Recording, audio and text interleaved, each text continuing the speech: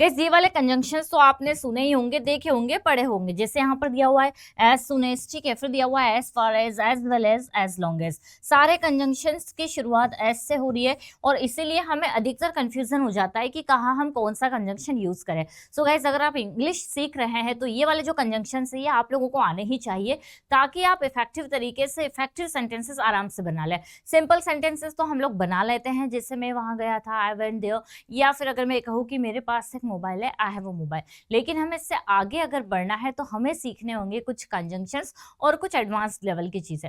So guys आज के जो टॉपिक है सिर्फ 4 कंजंक्शंस पर बेस्ड है, लेकिन यकीन मानिए अगर आप इसे पूरा देखते हैं तो हर एक रूल में आपको समझाऊंगी और आपको ये अभी के अभी लर्न हो जाएंगे, क्योंकि काफी सारे एग्जाम्पल्स आपको मिलेंगे। अगर यकीन नहीं होता तो वीडियो एंड तक जरूर देखिएगा।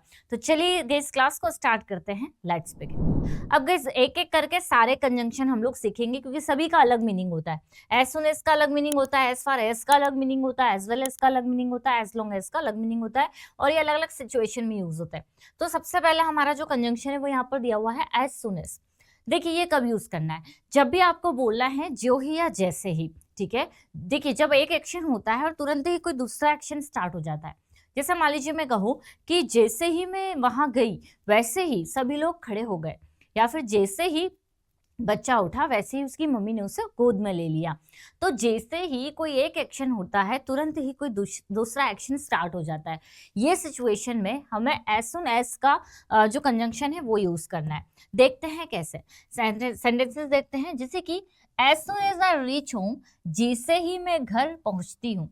अच्छा गाइस एक चीज इसमें ध्यान देना है, आपको एज सुन एज के बाद जो सेंटेंस आएगा उसमें फ्यूचर टेंस नहीं लगाना है। एज सुन एज के बाद वाला मतलब एज सुन एज के बाद में आप चाहे तो प्रेजेंट टेंस यूज कर सकते हैं और आप चाहे तो पास्ट टेंस भी लगा सकते हैं, लेकिन फ्यूचर नहीं लगाना है।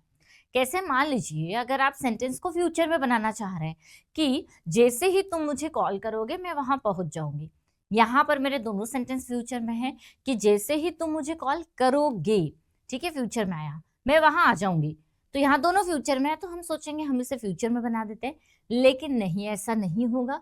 आप जब एज सून एज के बाद सेंटेंस ट्रांसलेट करेंगे तो वो फ्यूचर में नहीं जाएगा, प्रेजेंट में हो सकता है, पास्ट में हो सकता है। अगर फ्यूचर है दोनों तो एक प्रेजेंट हो जाएगा और दूसरा फ्यूचर हो जाएगा, लेकिन ये याद रखना है कि मीनिंग ये फ्यूचर का ही देगा। एग्जाम्पल्स के थ्रू समझते हैं। As soon as I reach home, जैसे ही मैं घर पर पहुंचूंगी, आई विल कॉल यू, मैं तुम्हें कॉल कर दूंगी। ठीक है, जैसे ही मैं घर जाऊंगी तुम्हें कॉल कर दूंगी। तो यहाँ पर दोनों सेंटेंसेस हमारे फ्यूचर के आ रहे थे, लेकिन हमने क्या किया, पहला वाला जो सेंटेंस था वो प्रेजेंट सिंपल में बना दिया। तो ये वाला रूल आप हमेशा याद रखिएगा, है ना। जैसे मैंने कहा जैसे ही तुम मुझे कॉल करोगे मैं वहां आ जाऊंगी, तो जैसे ही तुम मुझे कॉल करोगे, as soon as you call me, I will go there, I will come there. या फिर अगर मैं कहूँ जैसे ही तुम मुझे कॉल करोगे मैं वहां चले जाऊंगी, तो as soon as you call me I will go there. या जैसे ही वह यहाँ आएगा मैं उसकी मदद कर दूंगी, as soon as he comes here I will help him. ठीक है, तो फ्यूचर में आ रहा है लेकिन हम बना किस में रहे, प्रेजेंट सिंपल। तो ये तो फ्यूचर की बात हो गई, लेकिन ऐसा जरूरी नहीं है। अगर आपका पास्ट है तो आप पास्ट में भी बना सकते हैं, जैसे ही लेफ्ट, वह चले गया, as soon as the meeting ended. तो देखिए एज सुन एज दूसरा रूल, पहला रूल हमें क्या ध्यान रखना है कि कोई फ्यूचर टेंस नहीं आएगा, प्रेजेंट पास्ट हो सकता है। दूसरा, हम इसे सेंटेंस के मतलब हम एज सुन एज वाले सेंटेंस को बाद में भी ले सकते हैं, जैसे कि as soon as the meeting ended, जैसे ही मीटिंग एंड हुई, ही लेफ्ट, वह चले गया। यही सेंटेंस आप बाद में भी रख सकते हैं। ठीक है, तो as soon as the meeting ended he left, या he left as soon as the meeting ended, वह चले गया जैसे ही मीटिंग एंड हुई। क्लियर। She started crying, उसने रोना शुरू कर दिया, as soon as she saw him, जैसे ही उसने उसे देखा। तो यहाँ पर देखिए ये वाला सेंटेंस आप चाहे तो स्टार्टिंग में भी ले सकते हैं। तो as soon as she saw him, जैसे ही उसने उसे देखा वह रोने लगी। अब यहाँ पर आपको ये ध्यान देना है कि यहाँ सेंटेंस हमारा पास्ट में, तो पास्ट में हो सकता है, फ्यूचर में भी हो सकता है हिंदी में, लेकिन इंग्लिश में present simple. As soon as the baby sleeps, जैसे ही बच्चा सोता है, I do my work, मैं अपना काम कर लेती हूँ। ठीक है, तो as soon as my daughter sleeps, जैसे ही मेरी डॉटर सोती है, I complete my work, मैं अपना वर्क कंप्लीट कर लेती हूँ। तो ध्यान रखिए कोई काम जैसे ही होता है वैसे ही हम कुछ और करते हैं। चलिए नेक्स्ट गाइस, हमारा जो कंजंक्शन है वो है एज फार एज।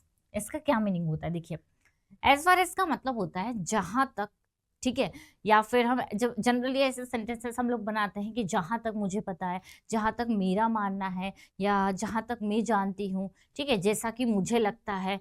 तो जब भी हम ऐसे सेंटेंसेस बनाते हैं वहां पर हम लोग एज फार एज का यूज करेंगे। चलिए एग्जाम्पल देखते हैं। As far as I know, देखिए जहां तक मैं जानती हूँ, ही इज वेरी ऑनेस्ट, वह बहुत ही ईमानदार है। अच्छा गाइस, ये कंजंक्शंस में आपको एक चीज ध्यान रखना है, हमारा जो फर्स्ट कंजंक्शन कंप्लीट होगा फिर हमें कॉमा लगा देना है। लेकिन अगर आप ये वाले सेंटेंस को बाद में रख रहे हैं, जैसे कि ये वाला, ठीक है, तो फिर कॉमा नहीं आएगा। देखिए यहाँ पर एज सुन एज बाद में है, पहला हमारा दूसरा सेंटेंस है, तो कॉमा नहीं आएगा, लेकिन इसमें मैंने कॉमा लिया हुआ है। तो ऐसा हर कंजंक्शन का रूल है।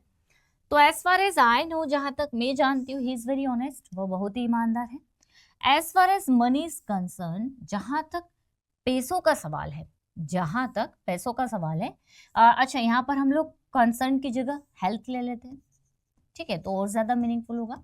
तो जहां तक स्वास्थ्य का सवाल है, मैं ठीक हूँ, मैं फाइन हूँ, कोई प्रॉब्लम नहीं है मुझे। As far as English is concern, जहां तक इंग्लिश का सवाल है, शी स्पीक्स वेल, वह बहुत ही अच्छी इंग्लिश बोल लेती है। As far as I remember, जहां तक मुझे याद है, दे वर फ्रेंड्स, वे दोस्त थे, ठीक है। तो जहां तक मैं जानती हूँ, जहां तक मुझे पता है, जहां तक मेरा सवाल है, ऐसे जब सेंटेंसेस की शुरुआत होती है तो वहां पर हमें गाइस एज फार एज का यूज करना होता है। आप नोट करते चलिए। नेक्स्ट है एज वेल एज। देखिए एज वेल एज मतलब होता है साथ साथ, ठीक है। जब गाइस आपने कोई एक काम करने के साथ साथ कोई दूसरा काम भी किया, या हम ये कहें कोई एक व्यक्ति के साथ साथ जब हम किसी और की भी बात कर रहे हैं, जैसे कि उसने मेरे साथ साथ मेरी फैमिली को भी इनवाइट किया, मतलब उसने मुझे तो इनवाइट किया ही, साथ मेरी फैमिली को भी इनवाइट किया। या अगर मैं कहूँ कि मैंने लैपटॉप के साथ साथ एक मोबाइल भी खरीद लिया, मतलब मैंने लैपटॉप तो खरीदा ही और साथ लैपटॉप भी खरीद लिया, ठीक है। तो यहाँ पर हमें क्या करना है, एक चीज इंक्लूड कर रहे हैं हम लोग, कि हम बता रहे कि ये ही नहीं ये ही, जैसे आपने नॉट ओनली बट ऑल्सो अगर पढ़ा हो तो बस उसी तरह से ये यूज होता है कि इसके साथ साथ ये भी। इसमें एक रूल आएगा, वो आपको ध्यान से समझना है। देखिए गाइस, इसमें हम लोग एज वेल एज से दो सब्जेक्ट भी कनेक्ट कर सकते हैं, दो ऑब्जेक्ट भी कनेक्ट कर सकते हैं, दो वर्ब भी कनेक्ट कर सकते हैं। अगर दो सब्जेक्ट आएगा तो कैसे आएगा, she as well as he, Ram as well as Shyam, ये दो सब्जेक्ट होगा। दो ऑब्जेक्ट की बात करेंगे तो pen as well as pencil, mobile as well as laptop. Verb की बात करेंगे तो speaking as well as writing, ठीक है, या फिर drinking as well as cooking. Clear? तो दो कोई भी चीज कनेक्ट हो सकती है। देखते हैं examples. She as well as her friends is coming, वह और साथ ही साथ उसके दोस्त भी आ रहे हैं। यहां पर है फ्रेंड्स, लेकिन हमने लगाया है इज। तो यहां आपको जो रूल है वो ध्यान देना है, वो ये कि हमें फर्स्ट सब्जेक्ट के अकॉर्डिंग हमारी हेल्पिंग वर्ब या मेन वर्ब लगानी है। मतलब she is coming as well as her friends. लेकिन हम इसे इस तरह से फॉर्म नहीं कर सकते, इस तरह से सेंटेंस को फ्रेम नहीं कर सकते, क्योंकि जो रूल है वो ये है कि अगर दो सब्जेक्ट है तो एज वेल एज से दो सब्जेक्ट को आप कनेक्ट करिए, लेकिन जो हेल्पिंग वर्ब है वो फर्स्ट सब्जेक्ट के अकॉर्डिंग लगाइए। द टीचर, अब यहाँ पर टीचर क्या है, सिंगुलर है, तो यहाँ पर वॉज आ जाएगा। The teacher as well as the students, ये देखिए दो सब्जेक्ट को हमने एज वेल एज से कनेक्ट कर दिया। The teacher as well as the students was present, ठीक है। तो ये वॉज तो हमने इसके लिए लगाया, लेकिन हमने यहाँ दो सब्जेक्ट्स थे उनको एज वेल एज से कनेक्ट कर दिया। My brother as well as my parents wants this house, my brother के लिए हमने वॉन्ट्स का यूज किया। वैसे ही the baby as well as her toys, toys है लेकिन हमने इज लगाया है क्योंकि यहाँ द बेबी की बात हो रही है। तो the baby as well as her toys is on the bed. Clear? तो इसी सारे सेंटेंसेस में आप देखेंगे कि दो सब्जेक्ट हमने लिया है, दो ऑब्जेक्ट कैसे आ सकते हैं। देखिए, I bought a mobile as well as a laptop, मैंने एक मोबाइल खरीदा और साथ ही साथ एक लैपटॉप। या फिर हम कह सकते हैं she called me as well as my friends, उसने मुझे कॉल किया और साथ ही साथ मेरे दोस्तों को। तो यहाँ हमने दो ऑब्जेक्ट लिया, me as well as my friends, mobile as well as laptop. ठीक है, ये चीज आपको ध्यान देनी है। लेकिन हमारी जो हेल्पिंग वर्ब है, अगर दो सब्जेक्ट है तो हेल्पिंग वर्ब हमारी फर्स्ट सब्जेक्ट के अकॉर्डिंग रहेगी। एज लॉन्ग एज, गाइस इसका मतलब होता है जब तक तब तक।